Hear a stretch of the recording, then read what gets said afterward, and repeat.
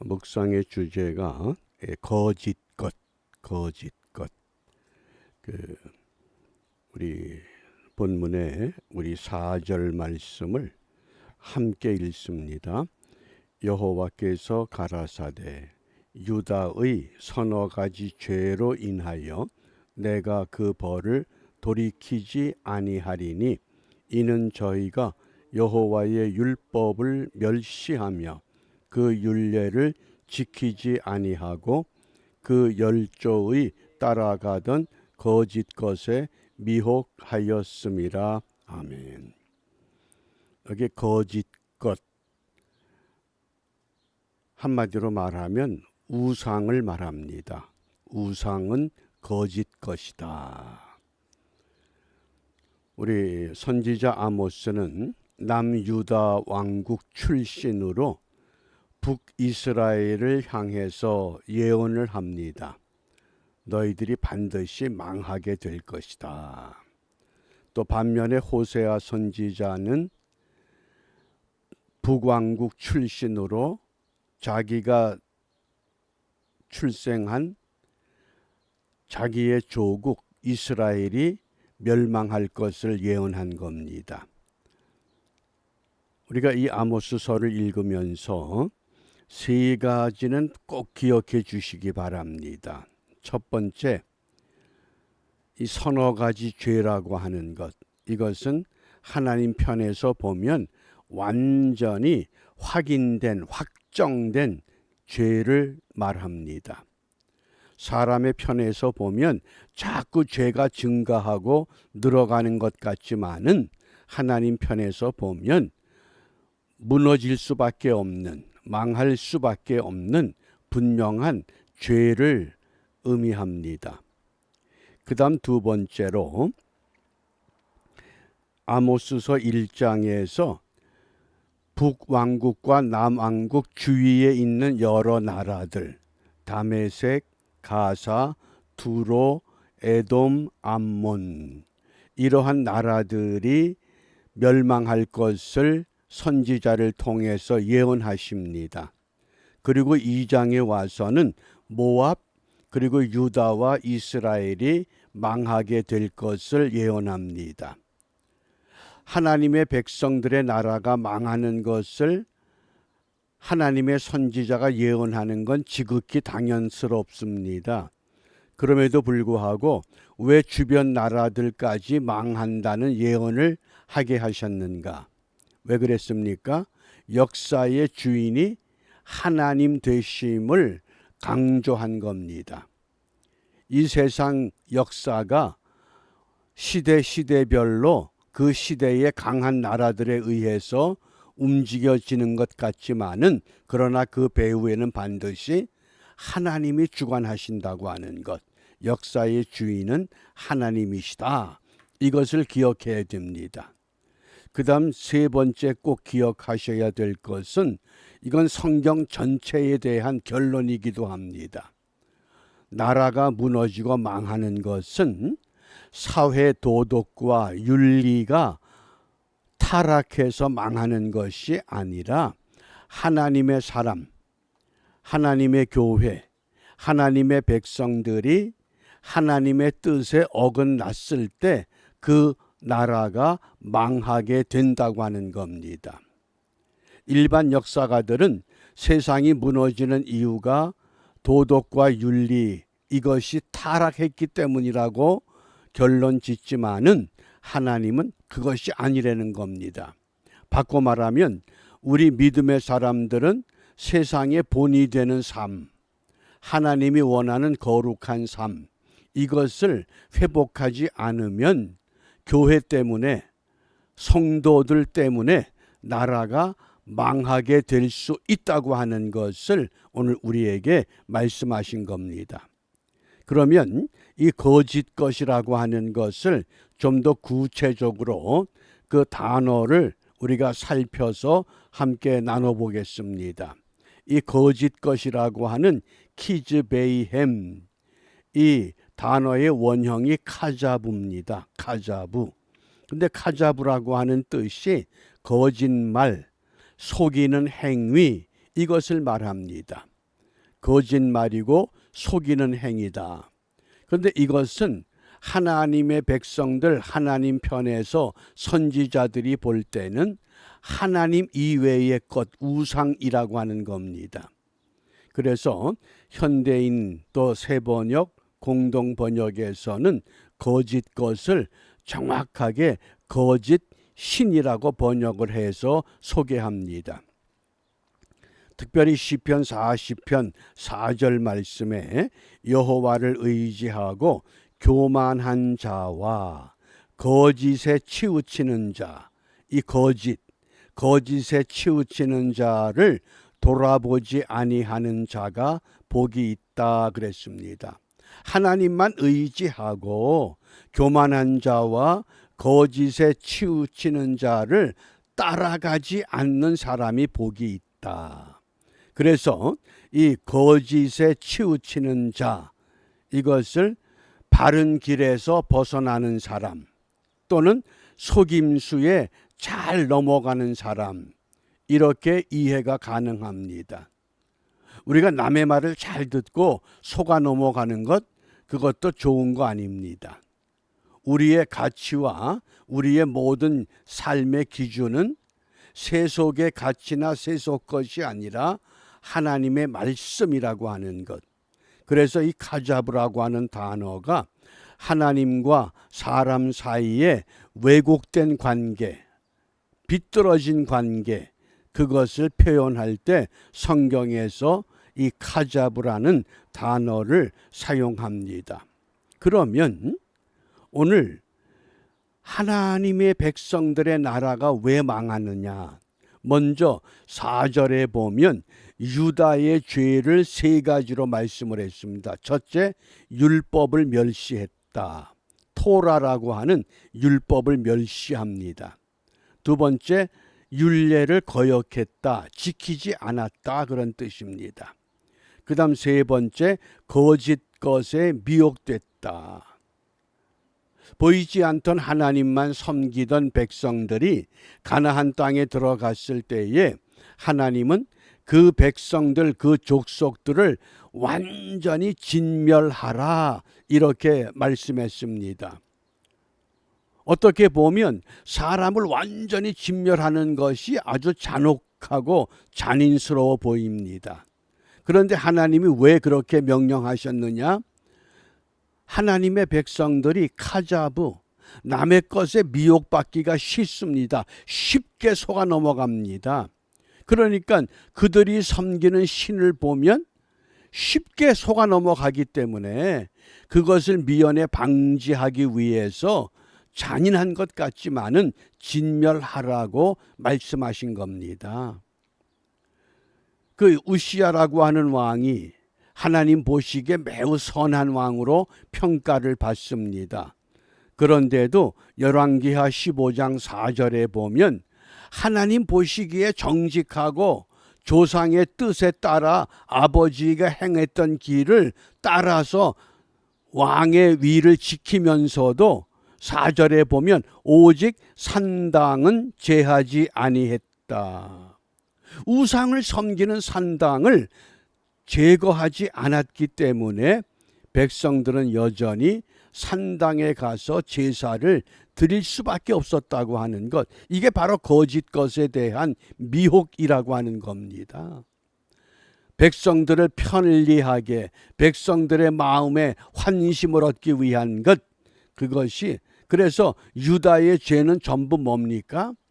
다른 다메섹이나 가사, 두로, 에돔, 암몬, 모압, 이들 나라의 죄는 사회 도덕과 윤리에 대한 죄를 말씀했습니다. 그런데 유다의 죄는 철저하게 하나님의 기준입니다.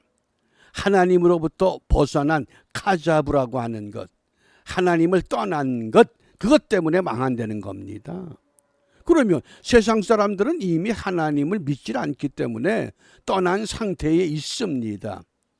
하나님을 믿고 하나님을 따라야 할 하나님의 백성들이 하나님을 떠날 때 하나님은 진노하시고 심판하시고, 하나님이 허락한 나라지만은 무너뜨리기도 하신다고 하는 것을 우리가 기억해야만 합니다. 그 다음에 이스라엘의 죄를 크게 세 가지로 우리가 구분할 수 있습니다. 첫 번째가 경제적인 범죄입니다. 이건 물질 만능을 상징합니다. 그래서 사람을 싼 값에 팔아 넘깁니다. 은을 받고 의인을 팔며 또 신한켤레를 받고 궁핍한 자를 팔며 사람의 가치가 생명의 가치가 그 존엄성이 완전히 무너져 버린 인신매매하는 이게 경제적인 황금 만능에 의한 이스라엘의 죄악상이었습니다. 그 다음에 두 번째 도덕적인 범죄입니다. 그것은 탐욕과 탐심입니다. 가난한 자의 머리에 있는 티끌을 탐내며 아니 취할 게 없어서 가난한 자의 머리에 있는 티끌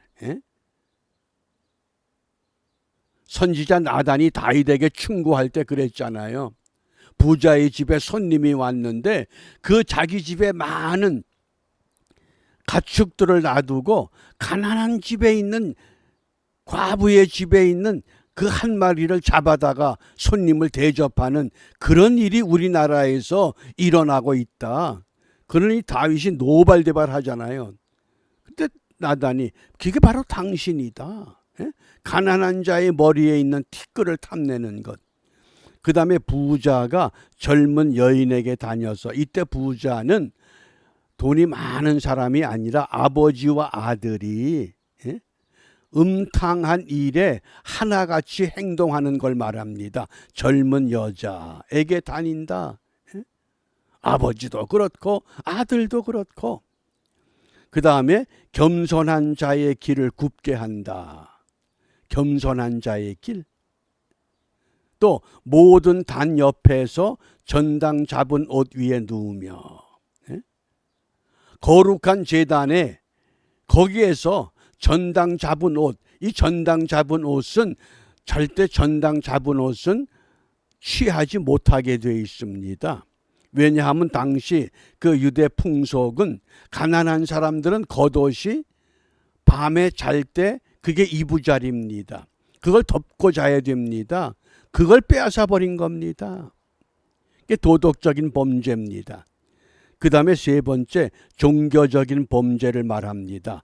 경건치 못한 것, 신의 전에서 벌금으로 얻은 포도주를 마신다. 이 벌금으로 얻은 포도주는 절대 마시지 못하도록 규정이 됐습니다. 그럼에도 불구하고 자기들이 마음대로 그것을 먹고 마시고 흥청망청, 이게 뭡니까? 종교적인 범죄. 그래서 우리가 흔히 망령 그러잖아요. 나이가 들어서 정신이 흐려지고 말과 행동이 정상에서 어긋난 벗어난 상태, 우리가 노망 그러는데 이게 영적인 망령죄입니다. 영적인 노망죄입니다. 하나님의 것을 하나님의 것으로 사용하지 못하는 것, 이 종교적인 이 범죄.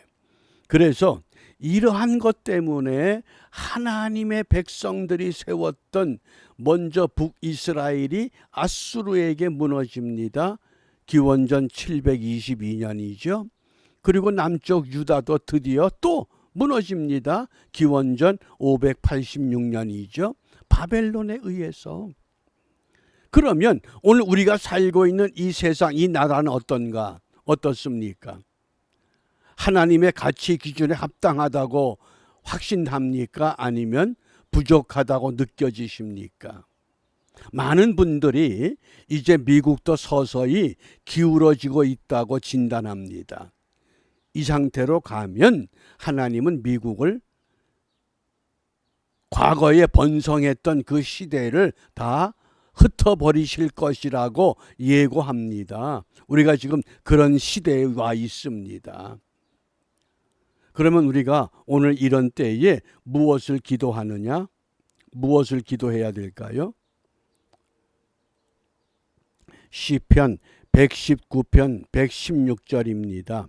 주의 말씀대로 나를 붙들어 살게 하시고, 여기 주의 말씀대로 나를 붙들어 살게 하시고, 여기 살게 한다고 하는 것, 소송케 한다 그런 뜻입니다. 나를 새롭게 한다.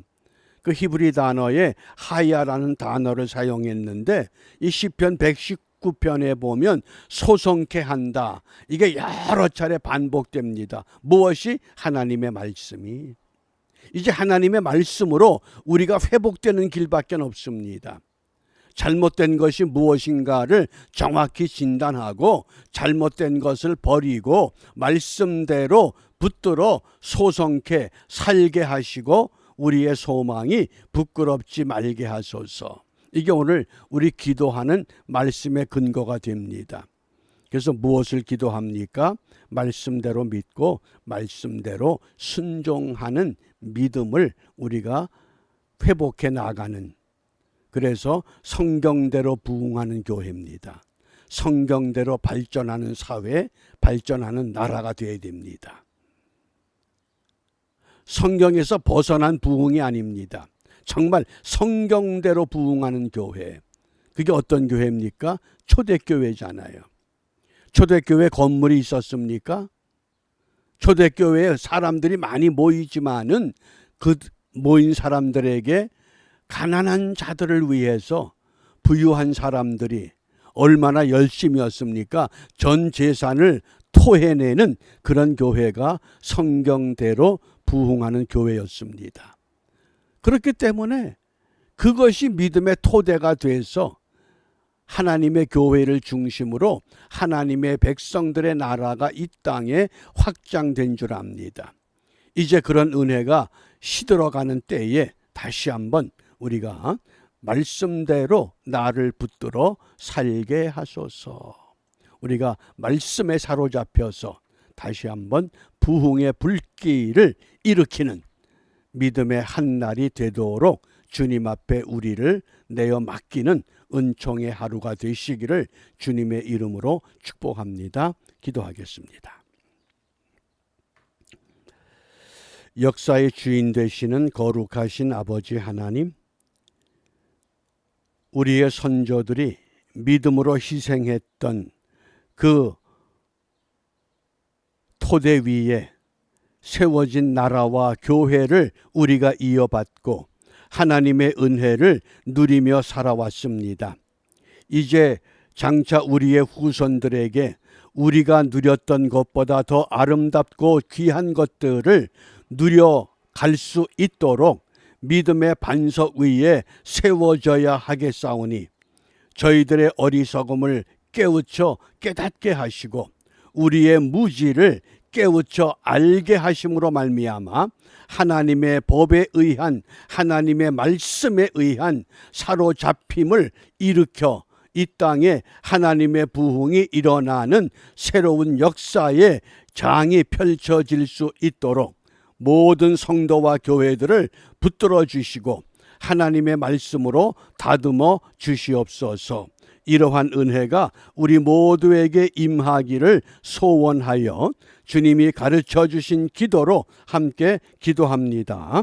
하늘에 계신 우리 아버지, 아버지의 이름을 거룩하게 하시며 아버지의 나라가 오게 하시며 아버지의 뜻이 하늘에서와 같이 땅에서도 이루어지게 하소서.